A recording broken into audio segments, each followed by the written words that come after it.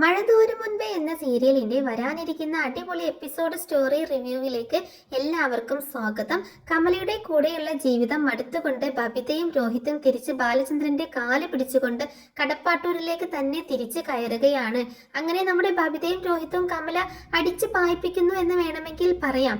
എന്തായാലും ഈ ആഴ്ച നടക്കാനിരിക്കുന്ന ഒരു അടിപൊളി എപ്പിസോഡാണ് പറയാൻ പോകുന്നത്. അപ്പോൾ എല്ലാവരും ഈ എപ്പിസോഡ് മുഴുവനായിട്ട് കണ്ടുകൊണ്ട് സപ്പോർട്ട് ചെയ്യണം കേട്ടോ. അങ്ങനെ ശിവശങ്കറും കമലയും ചേർന്ന് രോഹിത്തിനെയും ബബിതയെയും കൊല്ലപ്പള്ളിയിലേക്ക് കൂട്ടിക്കൊണ്ടു പോവുകയാണ്. കമലയ്ക്കാണെങ്കിൽ ഒട്ടും തന്നെ താല്പര്യമില്ല ഇവരെ അങ്ങോട്ട് കൊണ്ടുവരുന്നതിൽ. അങ്ങനെ ഒരു ദിവസം രാവിലെ എഴുന്നേറ്റ് ബബിത കമലയോട് പറയുന്നുണ്ട്, ആന്റി എനിക്കൊരു കപ്പ് ചായ വേണം, ആന്റി ഹോളിലേക്ക് കൊണ്ടുവന്ന് തന്നാൽ മതി എന്നും പറഞ്ഞുകൊണ്ട് ബബിത പോവുകയാണ്. അപ്പോൾ കമല പറയുന്നുണ്ട്, ഹോ നാശം പിടിച്ചത്, നിങ്ങളെ അങ്ങോട്ട് കൊണ്ടുവരണ്ടായിരുന്നു, ഇതിപ്പോ എനിക്ക് പണിയായി. അത് തള്ളയെ നോക്കണം, ഇവറ്റകളെ നോക്കണം, എല്ലാം ശിവേട്ടനെ പറഞ്ഞാൽ മതിയല്ലോ എന്നെല്ലാം പറഞ്ഞുകൊണ്ട് കമല കട്ടക്കലിപ്പിൽ കിച്ചണിൽ അങ്ങനെ നിൽക്കുകയാണ്. ആ സമയത്താണ് ശിവേട്ടൻ അങ്ങോട്ട് വരുന്നത്. എടി കമല എനിക്കൊരു ചായ വേണം, രാജീവും ഉണ്ട്, അവനും കൂടി എടുത്തോ എന്ന് പറയാണ്. അപ്പോൾ കമല പറയുന്നുണ്ട്, ദേ ശിവേട്ട, ഞാൻ ഇവിടുത്തെ വേലക്കാരിയല്ല എന്ന് പറഞ്ഞേക്കാം, എത്രയും പെട്ടെന്ന് ബബിതയെയും രോഹിത്തിനെയും ഇവിടെ നിന്ന് തിരിച്ച് കടപ്പാടൂരിലേക്ക് തന്നെ കൊണ്ടുപോയി വിടണം, എനിക്കൊന്നും വയ്യ ഇവറ്റകളെ കൂട്ടി തീറ്റിപ്പോറ്റാനായിട്ട്. അപ്പോൾ ശിവേട്ടൻ ചോദിക്കുന്നുണ്ട്, അതെങ്ങനെ ശരിയാവും മടി, അവരെ ഞാനല്ലേ ഇങ്ങോട്ടേക്ക് കൂട്ടിക്കൊണ്ടുവന്നത്, വൈജ ഇപ്പോൾ ഹോസ്പിറ്റലിൽ ആയതുകൊണ്ട് അവരുടെ കാര്യങ്ങളെല്ലാം നമ്മളല്ലാതെ വേറെ ആരാണ് അവിടെ നോക്കാനായിട്ടുള്ളത്, എന്തായാലും വൈജ ഒന്ന് സുഖം പ്രാപിക്കട്ടെ, അതുവരെ അവരെ ഇവിടെ നിന്ന് പറഞ്ഞു വിടുന്നതിനെ പറ്റി നീ ചിന്തിക്കുക പോലും വേണ്ട എന്നെല്ലാം പറഞ്ഞുകൊണ്ട് ശിവേട്ടൻ അങ്ങ് പോവുകയാണ്. അപ്പോൾ കമല പറയും, നാശം പിടിച്ചതുങ്ങളെ എങ്ങനെ ഇവിടെ നിന്ന് കെട്ടുകെട്ടിക്കണമെന്ന് എനിക്ക് നന്നായിട്ട് അറിയാം, കാണിച്ചു തരാം ഞാൻ എന്നൊക്കെ പറഞ്ഞുകൊണ്ട് കമല അവിടെ കട്ടക്കലപ്പിൽ തന്നെ നിൽക്കുകയാണ്. അങ്ങനെ പിന്നീട് കമല രാജീവിനും ശിവശങ്കറിനുമുള്ള ചായ കൊണ്ടുപോയി കൊടുക്കുകയാണ്. അപ്പോൾ അവരുടെ കൂടെ ബബിത ഇരിക്കുന്നുണ്ടാകും. അയ്യോ ആന്റി എനിക്ക് ചായയില്ലേ എന്ന് ബബിത ചോദിക്കുകയാണ്. എനിക്ക് ചായ വേണമെന്ന് ഞാൻ ആന്റിയോട് പറഞ്ഞതല്ലായിരുന്നോ? അപ്പോൾ കമല പറയുന്നുണ്ട്, മോളെ എല്ലാവരുടെയും കാര്യം കൂടി ആന്റിക്ക് ഒറ്റയ്ക്ക് നോക്കാനായിട്ട് നല്ല ബുദ്ധിമുട്ടാണ്, ചായപ്പൊടിയും പഞ്ചസാരയും ഒക്കെ കിച്ചണിലുണ്ട്, മോൾ തന്നെ ഇട്ട് കുടിച്ചോ. അപ്പോൾ അത് കേട്ടോണ്ട് രാജീവും ശിവശങ്കറും ഒന്ന് മുഖാമുഖം നോക്കും. ശിവശങ്കർ പറയുന്നുണ്ട്, അവളൊരു കുട്ടിയല്ലേടി, അവൾക്ക് കൂടി ഒരു ചായ ഉണ്ടാക്കിയെന്ന് വെച്ച് നിനക്ക് എന്താണ് കുഴപ്പം?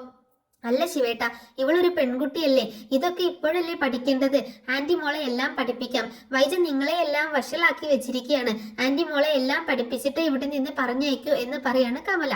ഇത് കേട്ടതും ബബിത ഇങ്ങനെ മനസ്സിൽ പറയും, ഇങ്ങോട്ട് വരണ്ടായിരുന്നു, അവിടെയാണെങ്കിൽ അലീന നോക്കുമായിരുന്നു ഞങ്ങളുടെ എല്ലാ കാര്യങ്ങളും എന്നെല്ലാം ചിന്തിച്ചുകൊണ്ട് ബബിത എഴുന്നേറ്റ് പോകുമ്പോൾ ശിവേട്ടൻ ചോദിക്കുന്നുണ്ട്, മോളെ നിനക്ക് ചായ വേണ്ടേന്ന്. വേണ്ടെങ്കിലേ ഞാൻ വെള്ളം കുടിച്ചോളാം എന്ന് പറഞ്ഞുകൊണ്ട് വിഷമത്തോട് കൂടിയിട്ട് ബബിത അകത്തേക്ക് കയറി പോവുകയാണ്.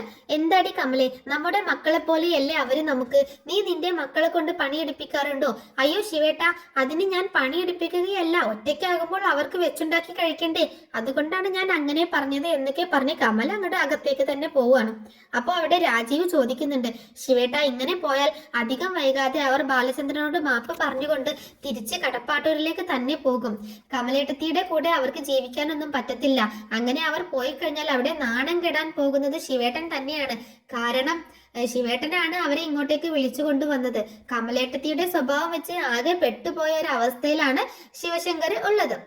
പിന്നീട് ബാലചന്ദ്രൻ അലീനയെ വിളിക്കും. എന്നിട്ട് പറയും, മോളെ നിങ്ങൾക്ക് അവിടെ കുഴപ്പമൊന്നുമില്ലല്ലോ? ഇല്ല അച്ഛാ, കുഴപ്പമൊന്നുമില്ല. എന്തായാലും ഞാൻ മനുവിനോട് അങ്ങോട്ട് വരാൻ പറഞ്ഞിട്ടുണ്ട്. അച്ഛാ ബബിതയോ രോഹിതോ അച്ഛനെ വിളിച്ചായിരുന്നോ? ഇല്ല, അവർ എന്തായാലും വിളിച്ചിട്ടില്ല, 2 ദിവസത്തിനുള്ളിൽ അവർ തിരിച്ച് ഇങ്ങോട്ട് തന്നെ വരും. കമല അവരെ എന്തായാലും അധിക ദിവസം അവിടെ വാഴിക്കത്തില്ല, അത് അറിയാവുന്നത് കൊണ്ടല്ലേ അച്ഛൻ അവര് പോകുമ്പോൾ അധികം തടുക്കാതെ നിന്നത്. അപ്പൊ അലീന പറയും, എന്നാലും അച്ഛാ ഞാൻ കാരണമല്ലേ എന്നിങ്ങനെ പറയുമ്പോ, ദേ അലീന, നീ കാരണം ഒന്നും സംഭവിച്ചിട്ടില്ല, നീ വന്നത് കൊണ്ട് മാത്രമാണ് എനിക്കൊരു വിഡ്ഢിവേഷം കെട്ടി ജീവിക്കേണ്ടി വന്നത് എന്ന് നീ കരുതരുത്. എനിക്ക് ഒരു വിഡ്ഢിവേഷം കെട്ടി ജീവിക്കേണ്ടി വന്നില്ല നീ വന്നത് കൊണ്ട്. ഇനിയും നീ ഇത് പറഞ്ഞാലുണ്ടല്ലോ ഞാനൊരു വീക്ക് വെച്ച് തരും എന്നെല്ലാം പറഞ്ഞുകൊണ്ട് ബാലചന്ദ്രൻ അവിടെ ഫോണെല്ലാം കട്ട് ചെയ്യാണ്. പിന്നീട് അതെല്ലാം കഴിഞ്ഞ് രോഹിത്തും ഹരിയും പുറത്തു പോയിട്ട് രാത്രിയാണ് വരുന്നത്. കമല അപ്പോൾ ഹരിക്കുള്ള ചോറ് മാത്രം എടുത്തു വെക്കും. ഹരി ചോദിക്കുന്നുണ്ട്, അമ്മേ രോഹിത്തിന് ഫുഡില്ലേ? അയ്യോ മോനെ, ഞാൻ അത് വിട്ടുപോയല്ലോ, ഇവൻ ഇവിടെ നിൽക്കുന്ന കാര്യം ഞാൻ അങ്ങ് മറന്നുപോയി. ചോറ് എന്തായാലും നിങ്ങൾക്ക് 2 പേർക്കും കഴിക്കാനുള്ളത് ഉണ്ടാകും, പക്ഷേ കറി ഹരിക്കുള്ളത് മാത്രമേ ഉള്ളൂ. മോനെ, ആന്റിക്കാണെങ്കിൽ എന്താണെന്ന് അറിയില്ല, രാവിലെ മുതൽ വല്ലാത്തൊരു ക്ഷീണവും വയ്യായികയും. അപ്പോൾ ഹരി ചോദിക്കും, അപ്പോൾ ഇവൻ പട്ടിണി കിടന്നോട്ടെ എന്നാണോ? അയ്യോ മോനെ, ഞാൻ അങ്ങനെയല്ല ഉദ്ദേശിച്ചത്, ആന്റിക്ക് എന്തായാലും വയ്യാത്തത് കൊണ്ട് ബബിതയെ കൊണ്ട് മോന് കറി ഉണ്ടാക്കിക്കാം. എന്നിട്ട് കമല ബബിതയെ വിളിക്കാണ്. മോളെ ബബിതയെ, എന്താ ആന്റി? മോളെ, ഹരിക്കുള്ള കറി മാത്രമേ ഉള്ളൂ, ഇനി ഇതിൽ രോഹിതിന് കഴിക്കാൻ കറിയില്ല. ആന്റിക്കാണെങ്കിൽ ഇന്ന് രാവിലെ മുതൽ വല്ലാത്ത ക്ഷീണം. മോൾ കിച്ചണിൽ പോയിട്ട് ഫിഷ് കറി ഉണ്ടാക്കിക്കേ. അയ്യോ ആന്റി, അതിന് എനിക്ക് ഫിഷ് കറി ഉണ്ടാക്കാൻ അറിയില്ല. അതിനെന്താ, ആന്റി ഇല്ലേ, ആന്റി മോൾക്ക് പഠിപ്പിച്ചു തരാം എന്നെല്ലാം പറഞ്ഞുകൊണ്ട് കമല ബബിതയും കൊണ്ട് മീനെല്ലാം ക്ലീൻ ചെയ്യിപ്പിക്കുകയാണ്. ബബിതയ്ക്കാണെങ്കിൽ മീനെല്ലാം കട്ട് ചെയ്യുമ്പോൾ ഛർദ്ദിക്കാൻ വന്നിട്ടും വയ്യ. കമല മനസ്സിൽ പറയും, ഇതൊരു തുടക്കം മാത്രമാണടി, നിന്നെയൊക്കെ കെട്ടിക്കുന്നത് വരെ നിന്നെ കൊണ്ട് ഞാൻ ഇവിടെയുള്ള സകല പണിയും ചെയ്യിപ്പിക്കും എന്നൊക്കെ കമല ഇങ്ങനെ മനസ്സിൽ പറയുന്നുണ്ട്. അങ്ങനെ ഒടുക്കം അതെല്ലാം കണ്ടുകൊണ്ട് ശിവശങ്കർ അങ്ങോട്ടേക്ക് വരും. കമല, ഇവളെ കൊണ്ടാണോ നീ മീൻ വെട്ടിക്കുന്നത്? അയ്യോ ശിവേട്ട, എനിക്ക് തീരെ വയ്യ, രോഹിതിന് കറിയില്ല, അപ്പോൾ ഞാൻ ഇവളെ ഒന്ന് സഹായത്തിന് വിളിച്ചതാ. എന്നാലും കമലെ, ഒന്നുമില്ല ശിവേട്ട, ഇവൾക്ക് ആന്റിയെ സഹായിക്കുന്നതിൽ സന്തോഷമേ ഉള്ളൂ അല്ലേ മോളെ? അപ്പോൾ ബബിത അവിടെ ഒന്നും മിണ്ടുന്നില്ല. അങ്ങനെ ഒടുക്കം ആ ഒരു മീൻകറി കമല ബബിതയെ കൊണ്ട് തന്നെ തയ്യാറാക്കിക്കുകയാണ്. പോരാത്തതിന് അവർ കഴിച്ച പാത്രങ്ങളും അടുക്കളയിലെ മൊത്തം ക്ലീനും ഒക്കെ ആക്കിയിട്ടാണ് കമല ബബിതയെ അവിടെ നിന്ന് വിടുന്നത്. ബബിത രോഹിത്തിന്റെ അടുത്ത് പോയിട്ട് പറയുന്നുണ്ട്, രോഹിത്തേട്ടാ, എനിക്കിവിടെ നിൽക്കാൻ പറ്റത്തില്ല, ഞാൻ ചിലപ്പോൾ നാളെ തന്നെ തിരിച്ച് വീട്ടിലേക്ക് പോകും. എന്താ, വീട്ടിലേക്ക് പോകാനോ? അങ്ങനെ അങ്ങോട്ട് പോയാൽ നമ്മുടെ അച്ഛന്റെയും അവളുടെയും മുന്നിൽ നാണം കെട്ടുപോകും. ഓ കെട്ടോട്ടെ, ഇതിലും ഭേദം അതാണ് നല്ലത്. നമ്മുടെ വീട്ടിലാകുമ്പോൾ അലീന ചെയ്തോളും എല്ലാ പണികളും. ഇവിടെ ആ സ്ത്രീ നമ്മുടെ ആന്റി ഉണ്ടല്ലോ, അവർ എന്നെ കൊണ്ടാണ് സകല പണിയും ചെയ്യിപ്പിക്കുന്നത്.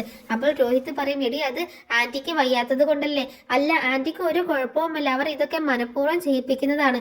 എന്തായാലും ഞാൻ നാളെ കൂടി നോക്കും, എന്നിട്ടും ഇത് തന്നെയാണ് അവസ്ഥയെങ്കിൽ ഞാൻ തിരിച്ച് വീട്ടിലേക്ക് പോകും എന്നെല്ലാം പറഞ്ഞുകൊണ്ട് കവിത തന്റെ റൂമിലേക്ക് പോവാണ്. അങ്ങനെ പിന്നീട് അതിരാവിലെ തന്നെ കമല ബബിത കിടക്കുന്ന റൂമിന്റെ വാതിൽ മുട്ടാണ്. മോളെ ബബിതേ, മോളെ ബബിതേ, വാതിൽ തുറക്കുക എന്നൊക്കെ പറയുമ്പോൾ ബബിത വാതിൽ തുറക്കാണ്. എന്താ ആന്റി, ആന്റി എന്താ ഈ അസമയത്ത്? നേരം വെളുത്തിട്ടില്ലല്ലോ. അയ്യോ മോളെ, ആര് പറഞ്ഞു നേരം വെളുത്തിട്ടില്ല എന്ന്? മണി 6 ആയി. 6 മണിയല്ലേ ആയിട്ടുള്ളൂ ആന്റി, ഞാൻ കുറച്ചു നേരം കൂടി കിടക്കട്ടെ, ഒരു 8 മണിയൊക്കെ ആയിട്ട് എന്നെ വിളിച്ചാൽ മതി. അപ്പോ കമല പറയുന്നുണ്ട്, അതൊക്കെ കടപ്പാട്ടൂരിലെ വീട്ടില്, ഇവിടെ നിൽക്കുമ്പോൾ മോൾ 6 മണിക്ക് തന്നെ എഴുന്നേൽക്കണം. മോൾ പോയിട്ട് ആ മുറ്റമൊക്കെ ഒന്ന് തൂത്തുവാരി. അപ്പോൾ ബബിത പറയും, അയ്യോ ആന്റി, മുറ്റം തൂക്കാനോ? അതൊന്നും എനിക്ക് അറിയത്തില്ല. അപ്പോൾ കമല പറയുന്നുണ്ട്, അതൊക്കെ ആന്റി പഠിപ്പിച്ചു തരാം, മോൾ വന്നേ എന്നെല്ലാം പറഞ്ഞുകൊണ്ട് കമല ബബിതയുടെ കയ്യിലോട്ട് ആ ചൂല അങ്ങോട്ട് കൊടുക്കുകയാണ്. എന്നിട്ട് അടിച്ചു വരാനായിട്ട് പറയണം. ബബിതയ്ക്കാണെങ്കിൽ അങ്ങോട്ട് ദേഷ്യം വന്നിട്ടും വയ്യ. ബബിതയെ കൊണ്ട് മുറ്റം മുഴുവൻ അടിച്ചു വാരിക്കുകയാണ് കമല. രോഹിത് അപ്പോൾ ഇതൊക്കെ കാണുന്നുണ്ടാവും. അങ്ങനെ രോഹിത്തിനെ കണ്ട കമല, മോനെ നീ എഴുന്നേറ്റോ? എന്നാൽ മോനെ നീ ആ ചെടിക്കൊക്കെ ഒന്ന് വെള്ളം ഒഴിച്ചേ, അപ്പോഴേക്ക് ആന്റി കിച്ചണിൽ പോയിട്ട് ചായയൊക്കെ ഉണ്ടാക്കിയിട്ട് വരാം എന്നെല്ലാം പറഞ്ഞുകൊണ്ട് കമല അവിടെ രോഹിത്തിനും പണി കൊടുക്കും. അപ്പോൾ രോഹിത്തിന് കാര്യം മനസ്സിലായി, ആന്റി ഞങ്ങളെ പറഞ്ഞു വിടാനായിട്ട് മനഃപൂർവ്വം ഞങ്ങളെ കൊണ്ട് പണിയെടുപ്പിക്കുന്നതാണെന്ന്. ബബിതയ്ക്കാണെങ്കിൽ അങ്ങോട്ട് ദേഷ്യം വന്നിട്ട് വയ്യ. ബബിത അവിടെ രോഹിത്തിനെ തന്നെ നോക്കി തുറിച്ചു നോക്കി നിൽക്കണം. രോഹിത്തേട്ടാ, സമാധാനമായില്ലേ? അവിടെ നിന്ന് ഇങ്ങോട്ട് വരണ്ടായിരുന്നു. അവിടെ നമ്മൾ അലീനയെ മാത്രം സഹിച്ചാൽ മതിയായിരുന്നു. അവളാണെങ്കിലോ എന്ത് പറഞ്ഞാലും കേട്ടു നിൽക്കും. ഇവിടെ ആന്റിയുടെ വേലക്കാരാണ് നമ്മൾ രണ്ടുപേര്. നമുക്ക് ഇവിടുന്ന് പോകാം രോഹിത്തേട്ടാ. അപ്പോൾ രോഹിത്ത് പറയുന്നുണ്ട്, നോക്കാം, കുറച്ചു നേരം കൂടി നമുക്ക് നോക്കാം. ആന്റി ഇങ്ങനെയാണ് പെരുമാറുന്നതെങ്കിൽ നമുക്ക് ഇവിടെ നിന്ന് പോകാം എന്നൊക്കെ രോഹിത്തും പറയുന്നുണ്ട്. അങ്ങനെ ഒടുക്കം ബബിതയുടെ മുറ്റമടിച്ചു വാരലും രോഹിതിന്റെ ചെടിക്ക് വെള്ളം ഒഴിക്കലെല്ലാം കഴിഞ്ഞു. അവര് അകത്തേക്ക് പോകുമ്പോൾ കമല ചായയും കൊണ്ട് വരുന്നുണ്ട്. എന്നിട്ടോ കമല ഇവർക്ക് രണ്ടുപേർക്കും ചായ കൊടുക്കണില്ല. ഇവർക്കുള്ള ചായ ബബിതയോട് ഉണ്ടാക്കാനായിട്ട് പറയാണ് കമല.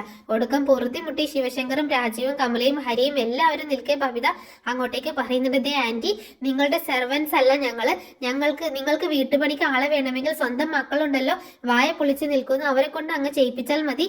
നിങ്ങളുടെ ഓവർ അങ്ങ് ഞങ്ങളുടെ അടുത്ത് വിളച്ചിലെടുക്കണ്ട. ഇത്രയും ദിവസം ഞങ്ങൾ ഇവിടെ നിന്നത് നിങ്ങളുടെ പെരുമാറ്റത്തിൽ വല്ല മാറ്റവും ഉണ്ടാകുമെന്ന് വെച്ചിട്ടാണ്. അപ്പോൾ ശിവശങ്കർ പറയും, എന്താ മോളെ, എന്താ പ്രശ്നം? കമലാന്റി നിങ്ങളോട് വല്ലതും പറഞ്ഞോ?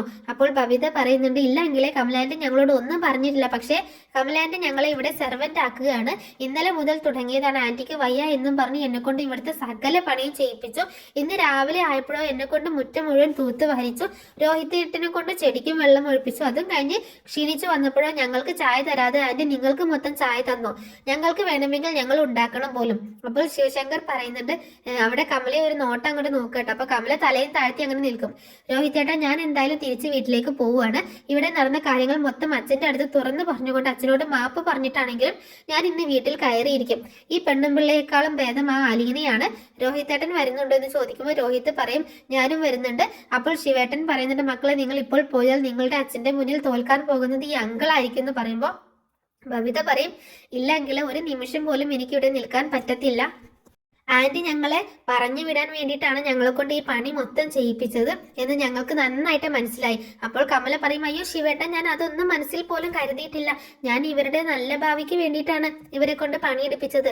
അപ്പോൾ ശിവേട്ടൻ പറയുന്നുണ്ട്, ശിവേട്ടൻ കമലയുടെ കാരണം നോക്കി ഒന്ന് പൊട്ടിക്കുകയാണ്. നീ ഇനി മിണ്ടി പോകരുത്, നീ ഒറ്റ ഒരുത്തി കാരണമാണ് ഞാൻ ഇന്ന് ബാലചന്ദ്രന്റെ മുന്നിൽ തല കുനിക്കാൻ പോകുന്നത് എന്ന് പറയാണ്. അപ്പോൾ ഇതെല്ലാം കണ്ടുകൊണ്ട് രോഹിത്തും ബബിതയും പെട്ടിയും സാധനങ്ങളും എല്ലാം എടുത്ത് ഇറങ്ങാനായിട്ട് നിൽക്കുമ്പോൾ രാജീവ് പറയും, മക്കളെ നിങ്ങൾ തനിച്ചു പോകണ്ട, നിങ്ങളെ അങ്കിൾ കൊണ്ടുവിടാം എന്നെല്ലാം പറഞ്ഞ് രോഹിത്തിനെയും ബബിതയും ഗേറ്റ് വരെ ആക്കിയിട്ട് രാജീവ് അങ്ങ് പോരും. രോഹിത്തും ബബിതയും അങ്ങോട്ട് കയറി ചെല്ലാൻ നല്ല മടിയുണ്ട്. എന്നാലും അവർ അങ്ങ് പോയി ബെല്ലടിക്കുക. അപ്പോൾ അവിടെ വാതിൽ തുറക്കുന്നത് കൃഷ്ണമോളാണ്. അല്ല, ഇത് ആരൊക്കെയാണ്? ഇവിടെ നിന്ന് ഇറങ്ങിപ്പോയവരല്ലേ, ഇനി ഇങ്ങോട്ട് തിരിച്ചു വരില്ല എന്ന് പറഞ്ഞിട്ട് നിങ്ങൾ എന്താ വേഗം വന്നത്? അപ്പോൾ രോഹിത്ത് പറയും, മാറി നിൽക്കടി അവിടുന്ന് എന്നും പറഞ്ഞുകൊണ്ട് രോഹിത്ത് അങ്ങോട്ട് അകത്തേക്ക് കയറുകയാണ്. അപ്പൊ അവിടെ ബാലചന്ദ്രൻ ഉണ്ടാകും.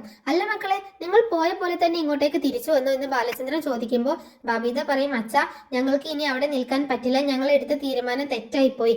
അപ്പോൾ അലീന അങ്ങോട്ടേക്ക് വരുന്നുണ്ട്. ബാലചന്ദ്രൻ ചോദിക്കും, കമലാന്റി നിങ്ങളെ എങ്ങനെയാണ് സൽക്കരിച്ചത്? അപ്പോൾ ബബിത അവിടെ നടന്ന കാര്യങ്ങൾ മൊത്തം ബാലചന്ദ്രന്റെ അടുത്ത് തുറന്ന് പറയാണ്.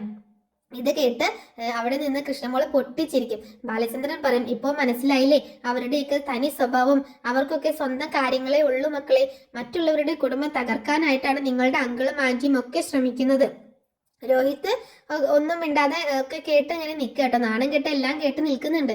ഒടുക്കം അവർ അങ്ങ് കയറി പോകുകയാണ്. പോകാൻ നേരം അലീന ഒന്ന് തുറച്ചു നോക്കുന്നുണ്ട്. അലീനയെ ഒന്ന് തുറച്ചു നോക്കുകയാണ് രോഹിത്ത്. രോഹിത്തിന് ഇവര് വീണ്ടും വന്നെങ്കിലും അലീനയുടെ അടുത്ത് ഇപ്പോഴും അടങ്ങാത്ത ദേഷ്യമാണ്. അലീനയെ ഒന്ന് തുറച്ചു നോക്കിക്കൊണ്ടാണ് അവരങ്ങ് റൂമിലേക്ക് പോകുന്നത്. എന്തായാലും ഇതോടുകൂടിയിട്ട് കമലയുടെ തനി സ്വഭാവം മനസ്സിലാക്കിയിരിക്കുകയാണ് രോഹിത്തും ബബിതയും.